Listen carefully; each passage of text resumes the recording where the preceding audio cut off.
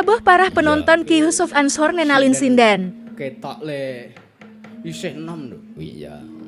Coba Mbak. Ngastomik Mbak. Sugeng dalu Mbak Yu. Wilujeng dalu Mas Nggih. Dalang. Oh ya. Iya. Ki unda-undi karo sing nomor 3 saka kene. Lah ngopo? Iki wajane ya dipageri lho. Nggih, kula bronjong. Heeh. Dia apa? Diapake? Bronjong. Di bronjong. Nggih. Lah pripun Mas Dalang? Sampeyan ampun ngendika kula bronjong ngoten lho. Oh, lah pripun? Sing bedhug niku ki wis bungai. Jaene iki kaya arep oncat-oncat ngono, Mbak. Gondeli ju.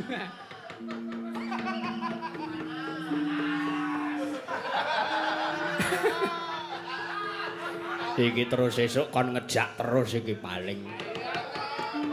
Lah iya. Aki. Terus kula bronjong. Ayo bungai sing bedhug. Oh, niku bronjong napa niku? Nggih. Oh, alah. Kuwi guruku Mbak Ki Sulis Bronjong kuwi. Heeh. Ngapunten Pak Bronjong. Kula mboten ngertos. Weh, nek sampean duwe kleru karo panjenengane Pak Bronjong ki kudu sungkem, Mbak. Nek arep njaluk ngapura kudu sungkem. Mengko nek ning transit mburi kono ya. Aduh.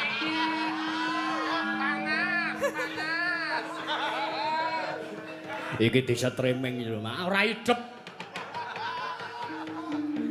Iya. Senengku ki nek weruh wong liya bubrah. Ah iya. Aja ngono to, Mas. Sinten asmane, Mbak? Nggih, derek pitepangan Nggih. kula Intan Pak Mas Dalang. Oh, Mbak Intan. Nggih. Daleme pundi? Kula saking Gowok Wates. Pundi? Gowok. Gowok Wates. Nggih. Kilen Pragi nggih. Nggih, Kilen. Kulon Praga. Kulon Praga. Men sopan Mbak tak basake Kilen Pragi aku. Iya. Matur nuwun. Tindak mriki kalih sinten jenengan? Kalih mobil wau. Rombongane sinten mawon? Anu, kok sing gender. Mas kalih. Oh, Mas Gale.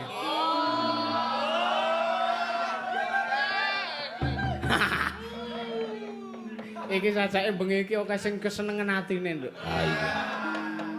Do GR kabeh.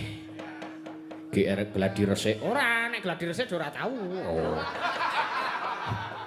GR gegeden rumangsa kuwi lho. Kuwi Iya. Mbak Intan.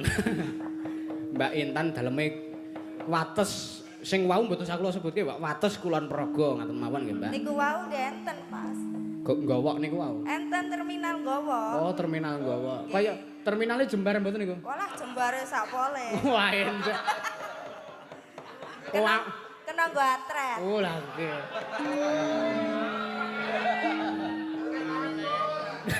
Jenenge terminal ki lak ya saged. Oh, bener, Mbak, bener, Mbak. Kena nggo atret, Mbak. Bis kuwi to, Mbak, bis. Oh, nggih, sagedene napa-napa. Bis beton.